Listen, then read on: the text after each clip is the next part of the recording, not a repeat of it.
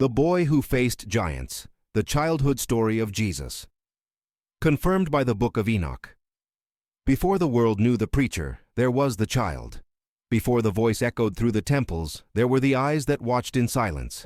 This is not the story they told you in Sunday school. This is the story that apocryphal texts whisper, that the Book of Enoch hints at between the lines, that the Gnostic Gospels dared to mention before they were silenced. It is the story of a boy who saw what no one else could see, and who therefore learned very early that there are invisible giants ruling the world of men. Jesus was 6 years old when he first noticed. It was in the Nazareth marketplace, on an ordinary afternoon, while he held Mary's hand. A man was shouting at a poor vendor over 2 coins. The rich man was fat, sweaty, his rings gleaming in the sun. The vendor was thin, hunched, his hands trembling. But that was not what caught Jesus' attention. It was what he saw behind the rich man. A shadow that should not have been there because the sun was in a different position. A tall, misshapen shadow with eyes that burned like dead coals. The child tugged hard on his mother's hand. Mary looked down, concerned. "What is it, my son?" Jesus pointed, but when Mary followed his finger, she saw only the rich man walking away victorious. She did not see the shadow that followed him. She did not see the creature whispering in his ear. That night, Jesus could not sleep. Joseph and Mary spoke in low voices, thinking he was asleep. "The boy always sees things," Mary said, her voice tense. "He's different from other children." Joseph sighed, the kind of sigh that carries the weight of unspoken secrets. "He has his blood, Mary, the blood of the Most High. And if he has that blood, he will see what is hidden." Mary remained silent for a long moment. "Like Enoch saw?" Joseph nodded in the darkness. Like Enoch saw. The following days were ones of silent observation. Jesus began to notice the patterns. The shadow was not only with the rich man, it was with the tax collector. It was with the Pharisee who preached on the Sabbath, but beat his wife during the week. It was with the merchant who tampered with measures of wheat. The more someone oppressed, exploited, or lied, the clearer the shadow became. And Jesus, with the eyes of a child who had not yet learned to pretend he did not see, saw everything. One morning, while Joseph worked in the carpentry shop, a client arrived. He was an important man from the synagogue, his robes impeccable, his beard perfectly combed. He wanted a new table for his house. Joseph, with the humility of the poor before the powerful, accepted the job. Jesus was in the corner of the workshop, playing with pieces of wood. But his eyes were not on his hands. They were on the creature that entered along with the man. It was larger than the others. Much larger. Its shoulders touched the ceiling of the workshop. Its eyes were empty, yet at the same time filled with an ancient hunger. And when the man spoke, the creature moved its lips in unison, as if dictating the words. Joseph noticed his son's fixed stare. He disguised it, asking Jesus to go fetch water. But before leaving, the boy did something that froze the blood of everyone in the room. He looked straight at the creature and said, in a clear, childlike voice, "You do not belong here." The synagogue man frowned, confused. "What did you say, boy?" But Joseph was already pushing Jesus outside, with an urgency disguised as paternal affection. "Nothing. Nothing. He's a child. You know how it is." When the client left, Joseph closed the workshop door and knelt before his son. "Jesus, listen carefully to what I'm about to say. I know you see. I know because I also saw when I was your age. But you need to learn something. It took me years to understand. There are things in this world that do not want to be seen, and when you see them, they begin to see you too." Jesus, with a seriousness impossible for a 6-year-old child, asked, "What are they, Father?" Joseph took a deep breath. The ancients called them the Watchers, fallen angels who walked among men before the flood and left their mark. Enoch saw them. Enoch denounced them, and for that he was taken so he would not see death, because his mission was complete. But they did not disappear, Jesus. They just hid better. Now they do not walk in flesh, they walk in shadow. They do not have bodies, they have wills. They cling to men who choose injustice, who choose power over piety, who choose gold over God. "But why can I see them?" Jesus asked. Joseph touched his son's face with tenderness and sadness. "Because you are not like other children. Your birth was not like the others. Your mother is not like the others. And your destiny, Jesus, your destiny is to face giants that the whole world pretends do not exist." The years passed. Jesus grew, but not as other children grow. By 8 years old, he already knew how to read not only the Holy Scriptures, but the subtext of human behavior. He knew when a man was lying not by what he said, but by the shadow dancing behind him. By 10, he already understood that the true giants were not made of flesh and bone like Goliath. They were made of greed, hypocrisy, systems that crushed the poor while the rich slept peacefully. Once, a group of children was mocking a beggar in the square. The man was old, blind, his clothes in rags. The children threw stones at him, laughed, imitated his groans. Jesus saw the scene, and something inside him burned, not with anger, but with a justice greater than himself. He approached the children. "Do you think you are strong because he is weak?" The children stopped, surprised. One of them, the son of a rich merchant, spat on the ground. "And what are you going to do about it, Jesus? Your father is just a poor carpenter." Jesus did not back down. "My father may be poor, but no shadows follow him. Look behind you."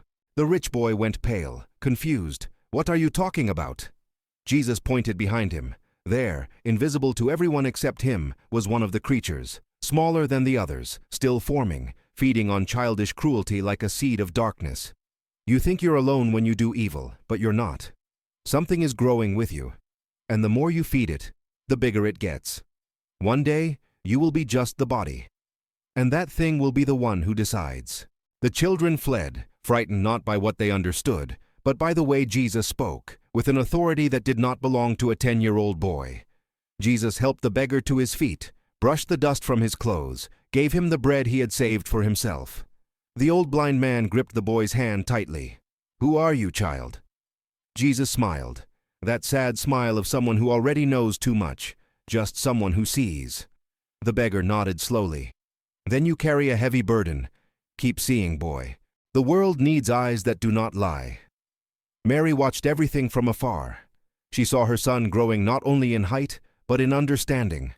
She saw him becoming different, isolated, marked. The other mothers began to comment. "Your son is strange, Mary. He speaks like an adult. He looks at people in a way that unsettles. Keep him away. We don't know what kind of influence he has." And Mary, with a broken heart, knew she could not protect him from that loneliness. Because his calling was precisely this: to see what others did not see, to say what others did not dare, to confront what others denied existed.